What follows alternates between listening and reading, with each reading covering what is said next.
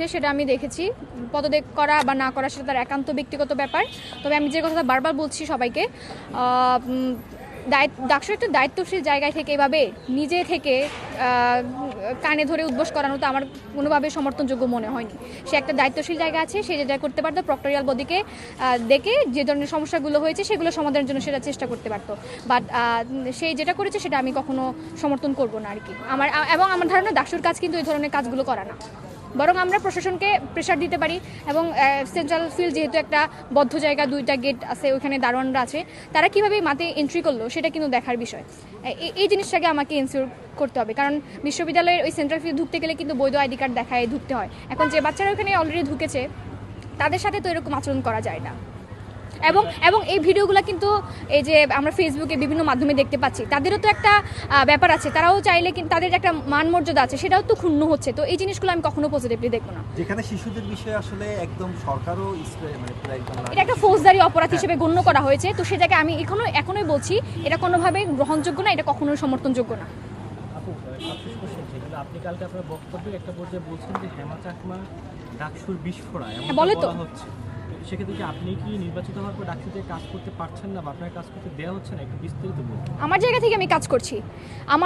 সবাই আমাকে জিজ্ঞেস করে তো আমি আমার ইস্তেহার কতটুকু পূরণ করলাম। তো আমার যে ইস্তেহারগুলো ছিল তার মধ্যে একটা ইস্তেহারকে আমি সবসময় গুরুত্ব দিয়েছি, এটা যে এই বিশ্ববিদ্যালয়ের ক্যাম্পাসকে আমরা গণতান্ত্রিক ক্যাম্পাসে পরিণত করব। কেমন সেটা হতে পারে, কোনো একটা জাতিগোষ্ঠী যেন তার এই ক্যাম্পাসে শুধুমাত্র তার ভিন্ন জাতিগোষ্ঠীর জন্য তাকে যেন অপমানিত হতে না হয়, জেন্ডারের কারণে যেন তাকে অপমানিত হতে না হয়, কিংবা ধর্মের কারণে যাতে তাকে অপমানিত হতে না হয়। আপনার গত কয়েকদিন আগে আমি একটা প্রোগ্রাম করেছি যেটার মেইন রিজন ছিল 5টার পরে সেন্ট্রাল ফিল্ডে মেয়েরা ঢুকতে পারছে না। তো সেটার জন্য আমি একটা প্রতিবাদ করেছি, আন্দোলন করেছি, প্রক্টোরিয়াল বডির সাথে, প্রক্টর স্যারের সাথে বসেছি, শারীরিক শিক্ষা কেন্দ্রের যিনি পরিচালক আছেন তার সাথে বসেছি। তো এই প্রবলেমগুলো আমি সলভ করার চেষ্টা করতেছি। এবং তারপরে হচ্ছে কি জানি 10টার পরে মল চত্বরে মেয়েরা ঢুকতে পারছে না। তো এই যে অন্যান্য ইস্যুগুলো, আমার যে অনেকগুলো ইস্তেহার ছিল ধরেন খাদ্য নিয়ে, স্বাস্থ্য নিয়ে, এই ধরনের কাজগুলো যেহেতু স্পেসিফিক সম্পাদকরা আছেন, তো সেই জায়গা থেকে তারা যেহেতু ওই সেক্টরে কাজ করছেন, আমার যে সেক্টরটা যেখানে আমি সবচেয়ে বেশি গুরুত্ব দিয়েছি এটা গণতান্ত্রিক ক্যাম্পাস এনশিওর করা, সেটার জন্য আমি কাজ করছি। এবং যখন আমি এই কাজগুলো করতে যাই তখন আমাকে বিভিন্ন ধরনের ট্যাগ দেওয়া হয়, এই ডাকসুর বিস্ফোরা হ্যান্ড, আমি এগুলোকে এই ট্যাগগুলোকে আমি পরোয়া করি না, আমার কাছে আমি করে যাব।